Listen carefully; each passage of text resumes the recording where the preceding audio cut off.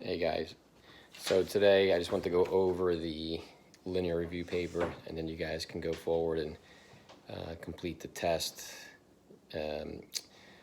Remember what we talked about with linear, all the different characteristics. We talked about finding slope given 2 points, right? Change in y over change in x. We talked about finding slope from a graph, rise over run. We talked about the y-intercept, right? That's the point where the line will cross the y-axis, or when x is 0. Graphing an equation in slope-intercept form, which is y equals mx plus b, right? Plotting b on the y-axis and then calculating your slope, rise and run. And then vice versa, writing an equation given a graph. If you have a graph of a line, find your y-intercept. That'll be your b. Calculate your slope. Just don't forget about positive or negative slope. From there, we went on to parallel lines, two lines with the same slope, and perpendicular lines. If two lines are perpendicular, their slopes will be opposite reciprocals. The intercepts really don't matter with those two. All right, we're just looking strictly at the slopes. From there, we went into standard form, ax plus by equals c. We talked about how to use standard form to rewrite equations in slope-intercept form or find slope, right? We would subtract the ax and then divide by b. We came up with two ratios for finding intercept, right? The x-intercept, the x-intercept would be c over a, and the y-intercept would be c over b. And the slope of a line given standard form would be the opposite of a divided by b. All that stuff was in your notes. We covered it. And from there, we went forward and we did some word problems. Right? We talked about if an equation or if a word problem gives you the rate of change and a starting point, you want to use slope-intercept form. Like if something costs $50 to sign up and then $250 a month, y equals 250x plus, I think I said $25 to sign up. But if they give you something like you have two items, one costs $3, one costs $7, and you spent a total of $50, what are some possibilities? 3x plus 7y equals 50 in your standard form. Okay, so from there, here would be the solutions to the linear review that we did. For question 1, what is the slope-intercept formula of a linear equation? We know that's y equals mx plus b. Write the formula for a linear equation in standard form, ax plus by equals c. Write the formula to find slope of a line given 2 points. We know that it's going to be change in y over change in x, so I said b minus y over a minus x in this case, given those 2 points, change in y over change in x. What's the formula for direct variation? Is y equals kx. Remember, k is just simply a fancy way for slope. And if you're given 2 points, the k, if you solve that, is just your y over x. Okay, and then we'll kind of go from there. Number 5, find the slope and y-intercept, then graph. Y equals 2x minus 3. So I go to negative 3, that's my b, and my slope is 2. So I go to negative 3, which is down here, 1, 2, 3.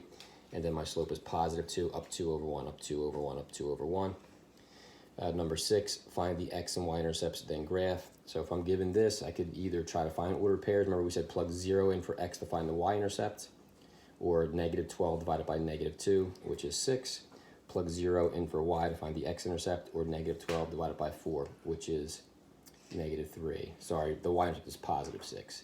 Negative 12 divided by negative 2 is positive 6. So I can plot those points. The y-intercept is 6 up here. The x-intercept is negative 1, 2, 3 right there. Draw my line. If I want to calculate the slope of number 6, what it didn't ask you to do, but just count 1, 2, 3, 4, 5, 6, 1, 2, 3, 6 over 3, which ends up being 2. You can actually see these guys are parallel there, numbers 5 and 6. Number 7, graph a line that has direct variation and passes through 2, 5, then write its equation. So I plot it 1, 2, 1, 2, 3, 4, 5. So I plot at that point. Direct variation means we go through the origin, if you remember. So I just draw that line, and my k is going to be 1, 2, 3, 4, 5, 1, 2. 5 over 2, which is the same thing as 5 over 2, y over x. Number 8, a new app charges a one-time fee of $32 and a $2.20 month charge. That's my rate of change. That's my original starting value. So you sign up for the app for X months, write an equation that represents your total cost. Y equals 220x plus 32. go to a Flyers game with a group of friends. Burgers are $3.50 each. Hot dogs are $2.25. Your group has a total of $102 to spend. Write an equation, find out how many burgers and hot dogs you could possibly buy. 350x plus 225y equals $102. And if you're asked to find a possible solution, you just grab the calculator, plug some values in, and see what works out. All right, for either x or y. On the back, write the equation for any line that is parallel to this. So we just want a same slope. This could be any value back here. Y equals 6x plus or minus anything. Write the equation for any line perpendicular to this, which means we want the opposite reciprocal. So if this is 5/6, we want negative 6/5. The intercept could be anything. Y equals negative 6/5 x plus 8. A line has direct variation when y equals 28, x is 3. So I know y over x is 28 over 3, which is 24 over 3, sorry, which is going to equal 8. So k equals 8. Find the value of k, which is 8. Write the equation, y equals kx or y equals 8x. Number 13, a line passes through these 2 points. Find the slope of the line, change in y over change in x. I did 5 minus negative 3 over negative 10 minus 6. Watch your signs, do the math.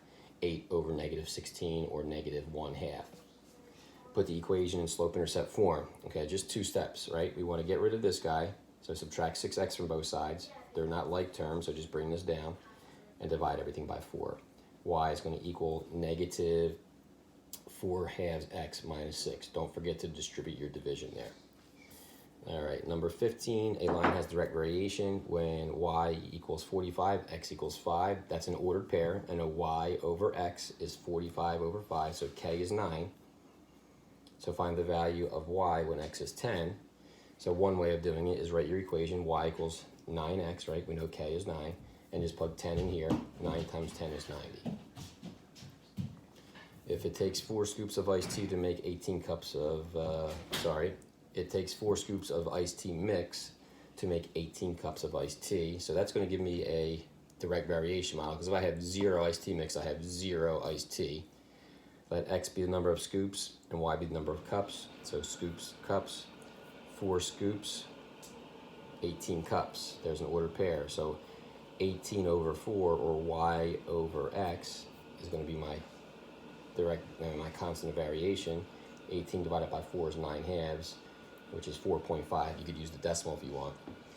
How many cups will 14 scoops make? I'm not sure if I changed that or not on your paper.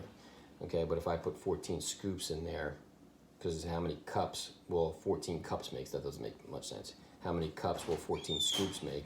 I put 14 in for x. I want to find y, so just take my equation that I did, plug 14 in for x, and do the math. 9 times 14 divided by 2, or 2 goes into 14, 7 times 9 would be 63 cups.